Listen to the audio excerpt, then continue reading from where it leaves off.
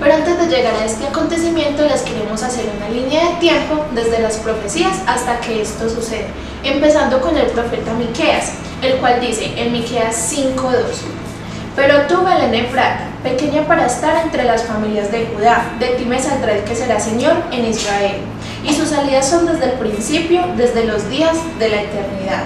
El profeta Miqueas predijo con exactitud cientos de años antes de que esto aconteciera que Jesús iba a nacer en Belén, siendo el Rey eterno de la línea de David, que vendría a vivir como hombre. Había vivido por siempre, como dice Miqueas, desde los días de la eternidad.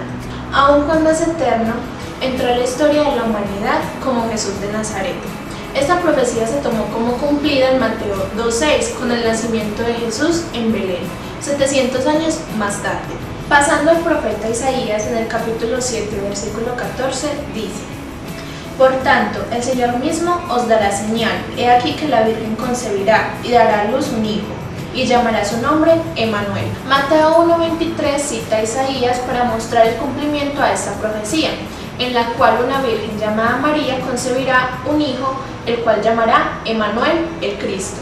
En Isaías 9:6 vemos otra profecía acerca del nacimiento y reinado del Mesías, en la que dice: Porque un niño nos es nacido, hijo nos es dado, y el principado sobre su hombro, y se llamará su nombre admirable, Consejero, Dios fuerte, Padre eterno, Príncipe de paz. El pasaje de Isaías 9, del versículo 1 al 7, establece que el Mesías vendría de Galilea, ya que en el versículo 1 menciona que Galilea en un futuro sería llena de gloria. Esto se debe a que las tierras que menciona Isaías fueron humilladas, estas serían Zabulón y Neftalí, y fueron las mismas que el ejército de Asiria asolaron. Esta es una palabra de esperanza y a la vez rectifica en el versículo 6 que Jesús vendría al mundo como el Mesías. Este mensaje de esperanza se cumplió con el nacimiento de Jesús, quien vino a dar luz al mundo y establecer su reino eterno y a salvarnos de la esclavitud del pecado. En el Evangelio de Lucas, en el capítulo 1, versículos del 11 al 13, el ángel Gabriel le da un mensaje a Zacarías. Esto no fue un sueño ni una visión.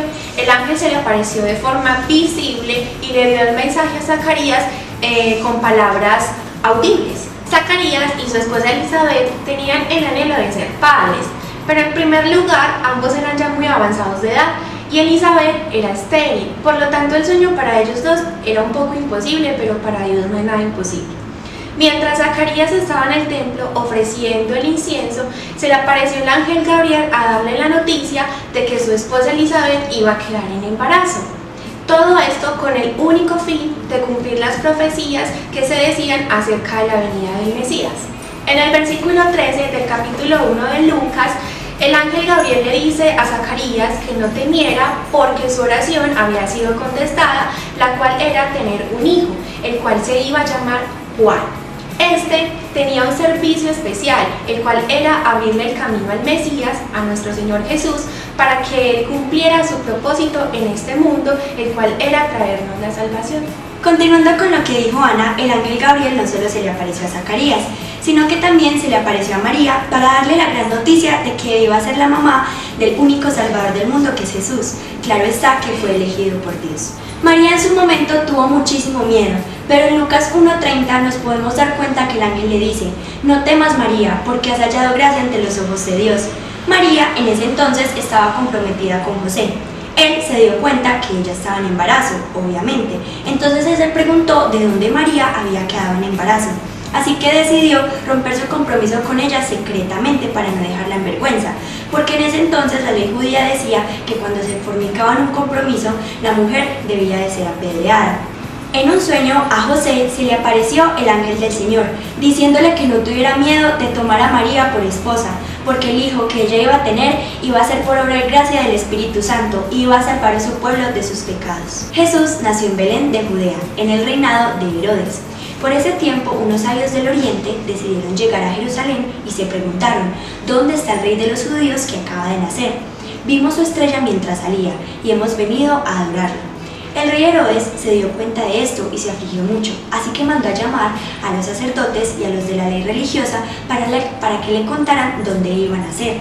Ellos le respondieron que en Belén. Después convocó a los sabios del oriente para que emprendieran un recorrido para ir a visitar este maravilloso niño. Entonces ellos emprendieron su camino y el rey Herodes les había dicho que por favor si lo encontraran le avisaran porque él también quería ir a adorarlo. Mientras ellos emprendían el camino, la estrella iba delante de ellos para guiarlos. En un momento la estrella paró y ellos se llenaron de muchísimo gozo y muchísima alegría. Entonces entraron en la casa y allí estaba el niño y María. Empezaron a adorarlo y ellos le tenían un regalo al niño que era incienso, mirra y oro. Mi hermana Ana les va a explicar de qué se tratan estos tres elementos tan importantes. Muchísimas veces nosotros decimos, bueno, incienso, mirra y oro y no los tenemos muy presentes. Antes de que ella comience, quisiera decirles que los sabios del Oriente no fueron donde Herodes otra vez, sino que ellos cogieron otro camino porque Dios les había mostrado en un sueño que no volvieran donde él. El oro era un metal precioso que comúnmente era entregado a los reyes, y es justo imaginar que este sería elegido para obsequiarlo al rey recién nacido, que era Jesús. El incienso era ofrecido a los reyes de esa época, según diferentes costumbres religiosas. Los sabios de Oriente reconocían el poderío del niño recién nacido, el cual era el Dios que daría o que da luz a la humanidad. La mirra era el material utilizado para embalsamar el cuerpo de los difuntos. Este era un anuncio de que nuestro Señor Jesús iba a morir por nosotros. Estos tres regalos eran las profecías de lo que Jesús le tocaría vivir. Después de que los sabios se fueron, un ángel del Señor se le apareció a José para decirle que huyera a Egipto porque Herodes lo estaba buscando porque quería matar al niño. Resulta que Herodes decidió mandar unos soldados a Belén para matar a todos los niños de 2 años o menos. Cuando Herodes murió, un ángel del Señor se le apareció a José en un sueño, diciéndole que podían regresar. Pero resulta que cuando ellos volvieron, José se había dado cuenta que Arquelao, el hijo de Herodes, había subido al trono. Entonces se llenaron de mucho miedo y decidieron no regresar. Así que fueron a Galilea, una ciudad cercana. Y después de allí fueron a Nazaret, que desde allí Jesús se llama Nazaret. Recuerden que la Navidad es un tiempo de unión para compartir en familia y con amigos. Y que también es un recordatorio del amor tan grande que Dios tuvo con nosotros al enviarnos a su Hijo para salvarnos de la esclavitud del pecado. Recuerden que Dios los ama infinitamente.